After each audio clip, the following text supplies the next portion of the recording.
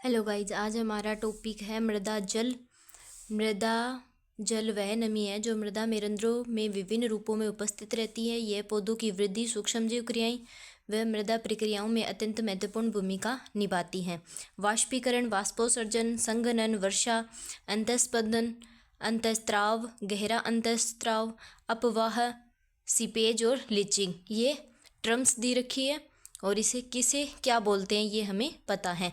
जैसे लीचिंग किसे कहते हैं, लवणों का नीचे की ओर जाना, क्षैतिज प्रवाह होना उसे कहते हैं सीपेज। रन ऑफ किसे कहते हैं, भूमि सतह पर बहकर नदियों व झीलों में पहुंचना, पानी अतिरिक्त पानी होता है वो चला जाता है।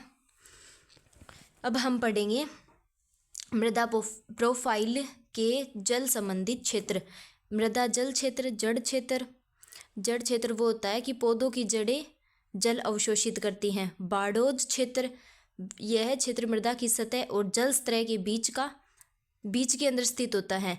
बाड़ोज क्षेत्र क्या होता है कि मृदा की सतह और जल की सतह के बीच स्थित होती है। वायु और जल दोनों मौजूद होते हैं।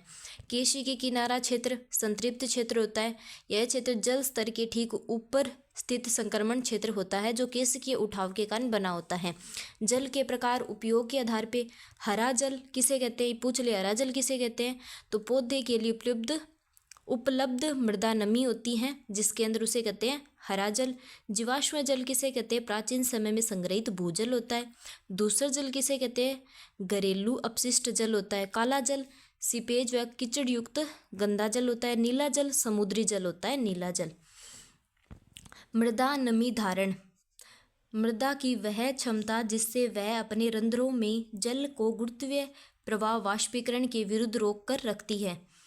यह कणाकार संरचना कार्बनिक पदार्थ रंध्र आकार वितरण पर निर्भर करती है। रेतीली मृदा जल धारण क्षमता कम होती है। चिकनी मृदा की जल धारण क्षमता ज़्यादा होती है। दोमट मृदा की सर्वोत्तम होती है। कार्बनिक पदार्थ जल धारण क्षमता को बढ़ाते हैं। मृदा नमी तनाव, मृदा रंध्रों से जल को निकालने के लिए पौधे की जड़ों द्वारा प्रति इकाई क्षेत्र पर लगाए जाने वाला बल होता है।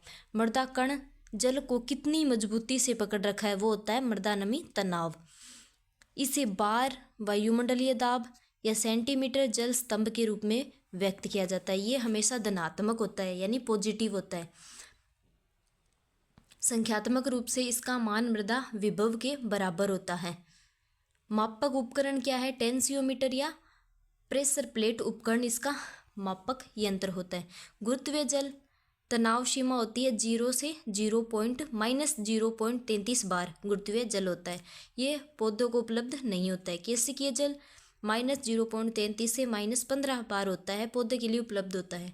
हाइग्रोस्कोपिक जल -33 -31 बार से कम पे होता है, अनुपलब्ध होता है पौधों के लिए। मृदा नमी तनाव धनात्मक होता है और मृदा जल विभव ऋणात्मक होता है। ये पॉजिटिव होता है और जल विभव नेगेटिव होता है। जल विभव किसे कहते हैं, जल विभव वह स्थितिज ऊर्जा है जो मृदा किसी दिए गए जल के प्रति इकाई आयतन में उपस्थित होती है। शुद्ध स्वतंत्र जल की तुलना में सामान्य वायुदाब व तापमान पर होता है। यह दर्शाता है कि मृदा पौधा वायुमंडलीय प्रणाली के में जल संचयन की क्षमता कितनी है। मृदा पौधा वायुमंडल प्रणाली में जल के संचयन की क्षमता कितनी है। इकाई इसकी पास्कल, बार, मेगापास्कल होती है। शुद्ध जल का सामान्य परिस्थितियों में जो मान होता है वो 0 होता है। जल विभव हमेशा ऋणात्मक यानी नेगेटिव होता है। अब है जल विभव के प्रकार। मैट्रिक विभव जो जल के बीच आकर्षण बलों से उत्पन्न होता है, पतली परतों के रूप में पाया जाता है, नेगेटिव होता है। पौधों को उपलब्ध जल निर्धारण करता है।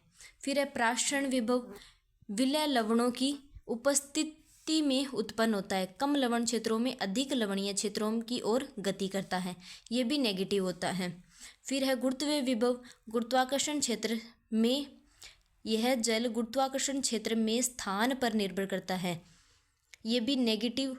यदि संदर्भ बिंदु से ऊपर है तो पॉजिटिव होगा और नीचे है तो नेगेटिव होगा। फिर है दाब विभव, यह जल पर कार्य करने वाली बाहरी जल स्थितिज व वायु दाब से उत्पन्न होता है, ये पॉजिटिव होता है। टर्कर दाब कहते हैं, पौधे में इसे टर्गर दाब कहते हैं। फिर है गुरुत्वीय जल, इससे क्वेश्चन आ सकता है, ये पढ़ लेते हैं हम। उपलब्धता के आधार पर मृदा जल का वर्गीकरण। होलार्ड किसे कहते हैं? मृदा में उपस्थित कुल जल की मात्रा। केशार्ड कहते हैं पौधे के लिए उपलब्ध जल होता है। इकार्ड कहते हैं अनुपलब्ध जल होता है। होलार्ड बराबर केसार्ड प्लस इकार्ड क्या होता है? होलार्ड यानी टोटल जल, केसार्ड यानी केसार्ड के शिकीय जल से याद कर लेना, इकार्ड यानी अनुपलब्ध जल। भौतिक वर्गीकरण के आधार पे गुरुत्वीय जल, यह वह जल अंश है जो मृदा संतृप्त होने के बाद गुरुत्वाकर्षण बल के प्रभाव से आसानी से बाहर निकल जाता है, बड़े रंध्रों के अंदर पाया जाता है। मृदा नमी विभव 0 बार होता है, 0 बार से -0.33 बार पर होता है, पौधे को उपलब्ध नहीं होता है।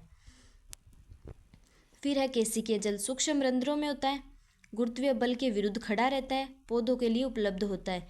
मृदा नमी विभव क्षेत्र क्षमता 0.33 बार से हाइग्रोस्कोपिक गुणांक के बीच में होता है, यानी 31 बार तक होता है। धारण बल आसंजन और सहसंजन बलों द्वारा होता है, मृदा कणों पर जल अवशोषण होता है। फिर है आर्द्रताग्राही जल, यह जल अत्यंत पतली परत के रूप में मृदा कणों के ऊपर मजबूती से अवशोषित रहती हैं, यह सूखी मृदा में भी होती हैं।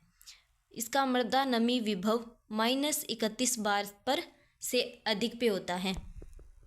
फिर हम पढ़ेंगे मृदा जल के भौतिक वर्गीकरण। गुरुत्वीय जल वृत्तरंध्रों के अंदर होता है, इसकी सीमा होती है 0 से -0.33 बार। अनुपलब्ध होता है, भूजल पुनर्भरण में सहाय करता है।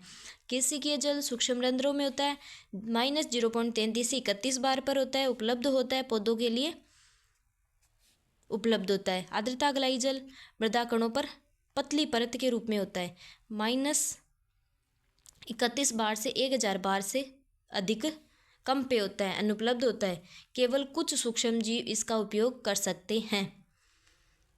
फिर जैविक वर्गीकरण, यानी अति उपलब्ध जल या निकासी जल, ड्रेनेज वाटर, यह वह जल है जो गुरुत्वाकर्षण बल के कारण स्वतंत्र रूप से निकल जाता है, पौधों के लिए अनुपलब्ध होता है। फिर है उपलब्ध जल, ये जैविक वर्गीकरण है, वो भौतिक वर्गीकरण है, इसमें अंतर रखना है हमें। उपलब्ध जल जो पौधे को उपलब्ध होता है, क्षेत्र क्षमता और स्थायी मुरझान बिंदु के बीच का होता है। क्षेत्र क्षमता और स्थायी मुरझान बिंदु के बीच में जो जल होता है वो उपलब्ध जल होता है, पौधों के लिए उपलब्ध होता है। अनुपलब्ध मृदा कणों द्वारा बहुत कस के या हाइड्रोस्कोपिक बंधा हुआ जल होता है, वो होता है पौधों के लिए अनुपलब्ध होता है। गाइज नेक्स्ट टॉपिक है हमारा मृदा नमी नियतांक, जो हम नेक्स्ट क्लास में पढ़ेंगे, वरना ये क्लास थोड़ी बड़ी हो जाएगी और हमें समझ में भी कुछ नहीं आएगा। गाइज चैनल को ज़्यादा से ज़्यादा सब्सक्राइब करो। Thank you guys.